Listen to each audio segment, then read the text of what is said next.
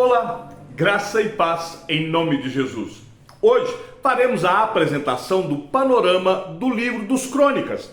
Faremos a apresentação tanto do primeiro livro quanto do segundo livro.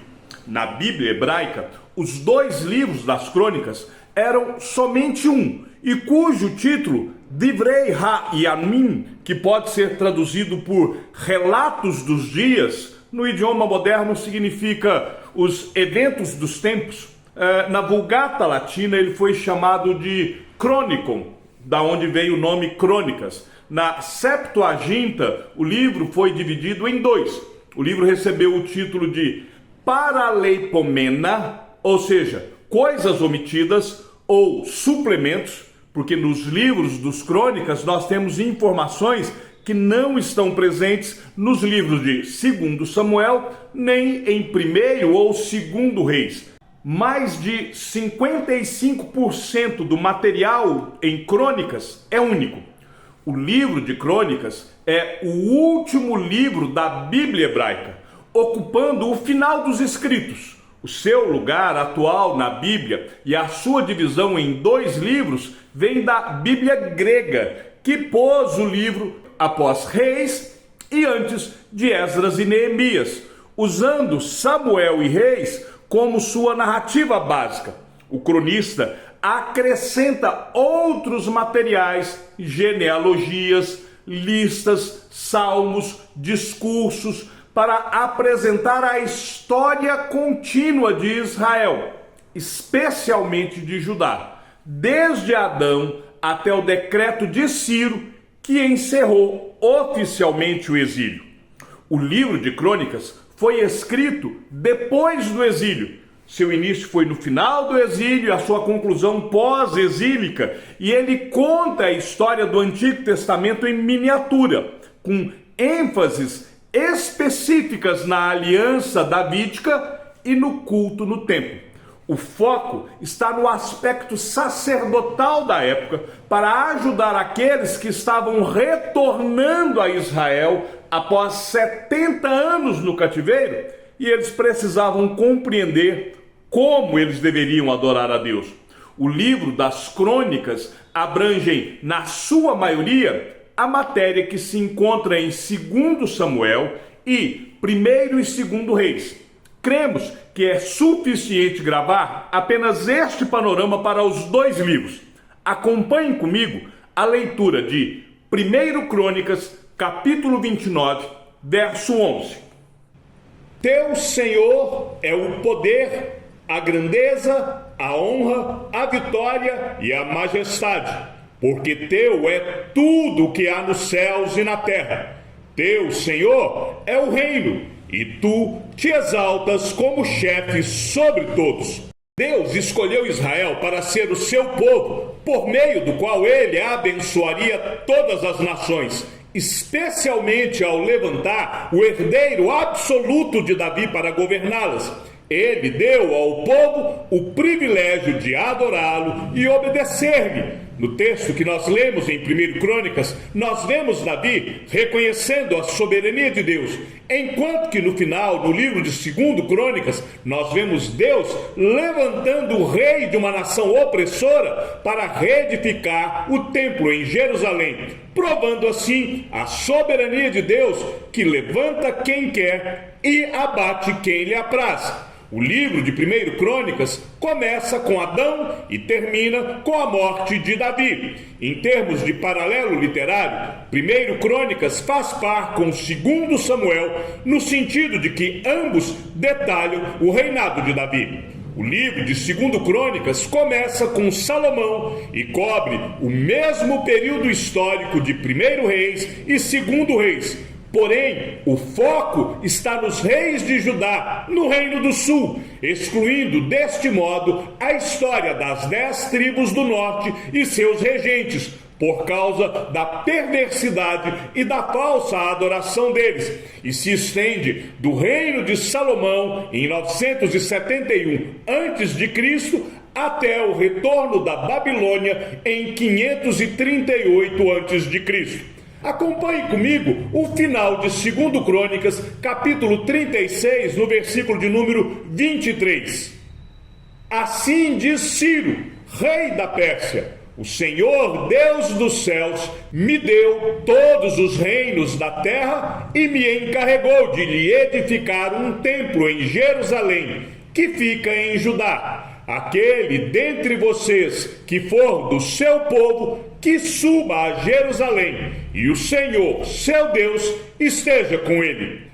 Algo interessante para destacarmos é que enquanto 2 Reis capítulo 25 mostra o fim de forma sombria com o exílio de Judá na Babilônia, em 2 Reis capítulo 36 nós vemos a conclusão de forma esperançosa. Há uma promessa para os judeus que são agora libertados da Pérsia e retornam a Jerusalém. Conforme já dissemos, o livro das Crônicas demonstra uma grande similaridade no seu conteúdo com o livro dos Reis. Porém, foram escritos sobre diferentes pontos de vista. O livro dos Reis é escrito sob o ponto de vista humano, enquanto que o livro das Crônicas é escrito sob o ponto de vista divino. Para ilustrar, acompanhe comigo a mesma passagem em 1 Reis e 2 Crônicas. Em 1 Reis, capítulo 14, no versículo 20, nos relata a morte de Jeroboão e diz simplesmente que ele morreu. É o ponto de vista humano. Em 2 Crônicas, capítulo 13, verso de número 20, o mesmo acontecimento é narrado e nos diz que o Senhor o feriu e ele morreu. Este é o ponto de vista divino. Há um esquema muito interessante para demonstrar a diferença entre o livro dos Reis e o livro das Crônicas. Os reis foram escritos pouco depois do princípio do cativeiro na Babilônia. As crônicas foram escritas pouco depois do regresso do cativeiro. Os reis põem em relevo o trono dos reis terrestres. As crônicas põem em relevo o trono terrestre do rei celeste, pois o templo é enfatizado. Os reis tratam de Judá e Israel. As crônicas tratam de Judá, sendo Israel mencionado apenas incidentalmente. Os Reis é um livro político. As crônicas é um livro eclesiástico e sacerdotal. Tanto em 1 Crônicas como em 2 Crônicas, nós não temos uma declaração explícita acerca do autor humano do livro. A tradição judaica, conforme registrada no Talmud, declara que Esdras, o sacerdote, é o cronista. Esses registros devem ter sido feitos cerca de 450, 430 anos antes de Cristo. O registro genealógico em 1 Crônicas, capítulo 1, até o final do capítulo de número 9, sustenta uma data posterior a 450 antes de Cristo para a sua redação, tendo-se em vista que o capítulo 9 nos mostra os judeus que já haviam retornado do cativeiro e estavam agora em Jerusalém.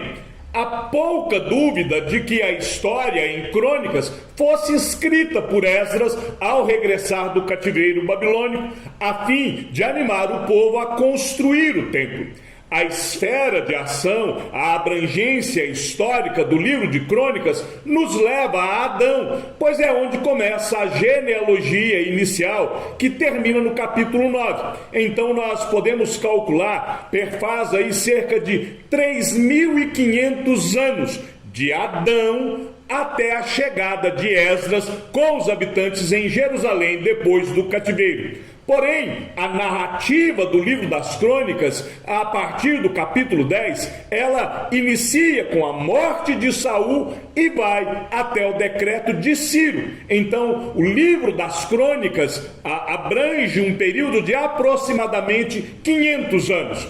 A ênfase do livro é mostrar a continuidade do povo de Judá durante o exílio. Também nós vemos a lealdade de Davi e Salomão à aliança de Deus, e isto nos é mostrado para a restauração do templo, que tem um papel central na adoração de Israel. Nós veremos em Crônicas que a desobediência da nação os leva ao cativeiro e que a bênção divina e o descanso são resultados da obediência. Ao analisarmos o conteúdo do livro das Crônicas, eu vou fazer uma divisão em 5 partes. Há várias coisas importantes para nós observarmos durante a leitura. Na primeira parte, nós vamos olhar a genealogia. O fato de o cronista começar sua narrativa com esta genealogia nos mostra que ele deseja que a comunidade que está agora voltando do cativeiro entenda que ela tem uma continuidade com o passado divinamente ordenado. Por isso, remonta em última análise a própria criação do mundo. Em segundo lugar, repare que o foco do narrador está nas tribos de Judá, Benjamim e Levi. Essas são as tribos sobreviventes do Reino do Sul, que também representam, respectivamente, a dinastia davídica, Jerusalém e a adoração adequada no templo. Elas também lideram o primeiro retorno da Babilônia. Lembre-se, as 10 tribos do norte agora já desapareceram por completo. O capítulo 9 não é uma genealogia, mas uma lista dos exilados que haviam retornado, com uma ênfase especial nos levitas que ministram no templo. Observe que a parte final do capítulo de número 9, do verso 35 até o verso de número 44, é a genealogia benjamita. Ela é a mesma genealogia que está lá em Crônicas, capítulo 8, do verso 29 ao 38. É uma repetição para apresentar Saul no início da narrativa em si. A segunda parte nos mostra o reinado de Davi. A partir daqui, nós veremos o reino unido, a monarquia unida. E o cronista começa no capítulo 10 com a morte do rei fracassado Saul, para apresentar o rei Davi como contraste. Ele seleciona e organiza vários materiais de 2 Samuel e de outras fontes para enfatizar que todo Israel se uniu para tornar Davi como rei. A partir do capítulo 13 até o capítulo de número 16, o cronista nos conta a história de como a Arca da Aliança do Senhor foi trazida a Jerusalém depois da oferta de sacrifícios. No capítulo de número 16 até o verso de número 7, o cronista faz uma maravilhosa colagem de porções de 3 salmos, exaltando a grandeza de Deus em toda a terra e sobre as nações, e especialmente a sua bondade para com o seu povo. Então, quando você estiver lendo 1 Crônicas, capítulo 16, do verso 8 até o verso de número 36, leia também Salmos, capítulo 105, do verso 1 ao verso 15, Salmo 96, do verso 1 ao verso de número 13, e Salmo 106, do verso 1 e também o verso 47 e 48.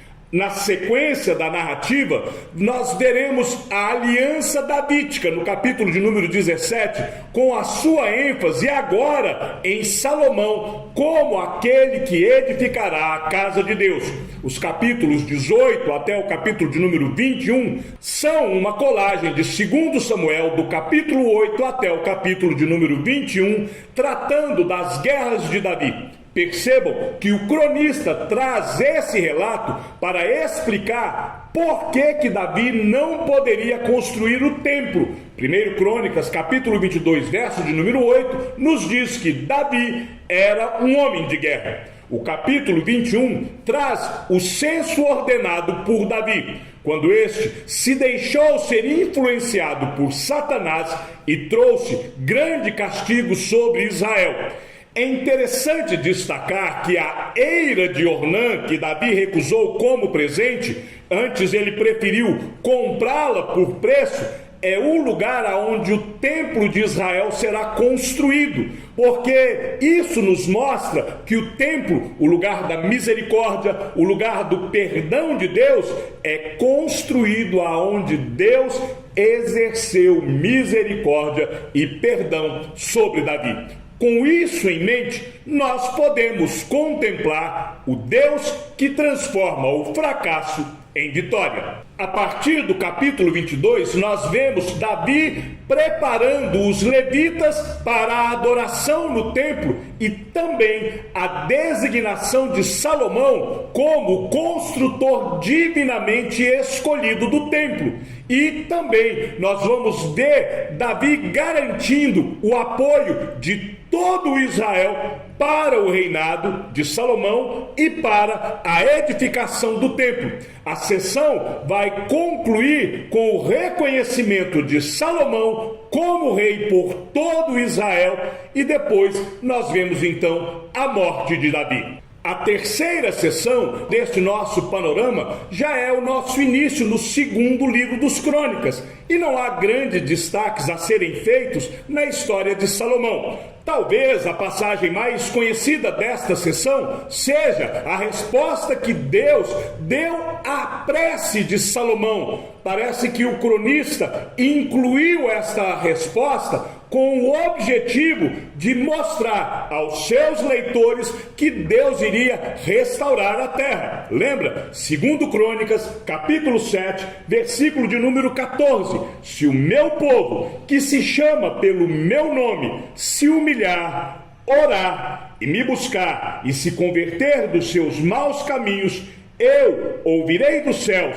perdoarei os seus pecados e sararei a sua terra. Ou seja, o cronista estava agora mostrando ao povo que estava voltando do cativeiro que Deus iria restaurar a sua terra. A quarta sessão nos mostra a continuidade dos reis de Judá que sucederam Salomão. A dinastia davídica, composta por 19 reis após Salomão, que seguirá em momentos com reis servindo a Deus, em outros momentos com reis se afastando de Deus, e aí ou sendo exaltados ou sendo humilhados, eles seguirão até a derrocada final com Zedequias. Na quinta e última sessão, nós veremos o cativeiro de Judá. Judá é levado cativo para a Babilônia, aonde ele permanecerá por 70 anos vivendo debaixo do jugo de diversas nações. 2 Crônicas, capítulo 36, do verso 22 ao verso 23, traz para nós a conclusão, trazendo e deixando um sinal de esperança. O povo de Israel, debaixo da promessa de Deus, através do decreto de um rei ímpio, está sendo liberto da Pérsia e retornando a Jerusalém. Deus mantinha os seus ouvidos atentos à oração do seu povo. E agora, conforme já havia predito o profeta Jeremias, o povo de Israel retorna para Jerusalém. Temos algumas grandes doutrinas nos livros das Crônicas. E agora eu vou dividir as doutrinas de 1 Crônicas e 2 Crônicas, apesar de que elas são muito semelhantes, havendo somente uma diferença no segundo livro das Crônicas. As principais doutrinas são que Deus abençoa os obedientes. Quando os reis obedeciam ao Senhor e confiavam nele, Deus os abençoava e os protegia. Nós também vemos que Deus castiga os desobedientes. Quando o rei desobedecia ao Senhor e depositava a sua confiança em outra coisa, o Senhor retirava a sua bênção. Vemos também no primeiro livro das Crônicas que Deus é fiel à sua aliança com Davi. A promessa feita por Deus a Israel de restaurar um rei não foi abandonada por causa do exílio. O caráter de Deus também nos é mostrado no primeiro livro das Crônicas. Nós vemos que Deus é glorioso, santo, misericordioso, poderoso, que Ele cumpre as suas promessas, que Deus é providente, que Ele é o único Deus e que Deus é sábio. No segundo livro das Crônicas, nós veremos que as doutrinas elas vão se repetir, com exceção de uma, a sabedoria. Salomão aprendeu que obter sabedoria era mais importante do que buscar riquezas, honra ou vitória. Deus abençoa os obedientes, Deus castiga os desobedientes e que Deus é fiel à sua aliança com Davi também nos é mostrado da mesma forma no segundo livro das Crônicas. Já o caráter de Deus no segundo livro das Crônicas nos mostra que Deus é bom, que Ele é grande, que Ele é justo, que Ele é longânimo, que Ele é poderoso e que Deus é verdadeiro. O Senhor Jesus Cristo também nos é mostrado no primeiro livro das Crônicas, e ali a aliança de Deus com Davi consistia na promessa de uma dinastia eterna. Primeiro Crônicas, capítulo 17, do verso 11 até o verso de número 13, diz assim: quando se cumprirem os seus dias, e você for para junto de seus pais, então farei surgir depois de você o seu descendente, um dos seus filhos, e estabelecerei o reino dele. Este edificará um templo para mim, e eu estabelecerei para sempre o trono dele. Eu lhe serei por pai, e ele me será por filho. Não tirarei dele a minha misericórdia, como a retirei daquele que foi rei antes de você. Como cumprimento dessa promessa, Salomão construiu o templo para o Senhor. O cumprimento definitivo desta aliança virá com o estabelecimento do reino eterno de Cristo, o Messias, que é descendente direto de Davi e que nós aguardamos a vinda dele para nos buscar como igreja lavada e remida em seu sangue. No segundo livro das Crônicas, Jesus Cristo também nos é apresentado. Neste livro, a linhagem de Davi permanece sob a proteção de Deus. Salomão deu continuidade à preparação de Davi para a construção do templo do Senhor. No Novo Testamento, no Evangelho de João, capítulo 2, verso de número 19, Cristo se compara ao templo dizendo: destruam este santuário e em 3 dias eu o levantarei. O templo que Salomão construiu foi destruído. No entanto, Cristo promete àqueles que nele creem um templo eterno nele mesmo. Em Apocalipse, capítulo 21, no verso de número 22, a Nova Jerusalém não possui templo, porque o seu santuário é o Senhor, o Deus Todo-Poderoso e o Cordeiro. Ao concluirmos a leitura dos livros das Crônicas, tanto o primeiro quanto o segundo livro das Crônicas, nós vemos a história do povo de Deus sendo narrada. O cronista nos lembra do papel central da adoração. Para os leitores do Novo Testamento, o livro também vislumbra aquele cuja própria purificação do templo, morte e ressurreição substituem o templo como um lugar da presença de Deus. Como nos ensina o próprio Senhor Jesus, chegará um tempo em que não se adorará ao Senhor nem na Samaria, nem em Jerusalém. Hoje, o Senhor busca os verdadeiros adoradores, aqueles que o adoram em espírito e em verdade. Eu espero ser encontrado. E você? Chegamos ao fim do panorama do livro de 1º e 2º Crônicas. Que o Senhor seja com o teu espírito e que a graça seja com todos que amam sinceramente a nosso Senhor Jesus Cristo. E ao Deus único e sábio seja dada toda a glória, e que a sua vida seja sempre para mais em Cristo Jesus. Um forte abraço e até amanhã, se assim o Senhor nos permitir.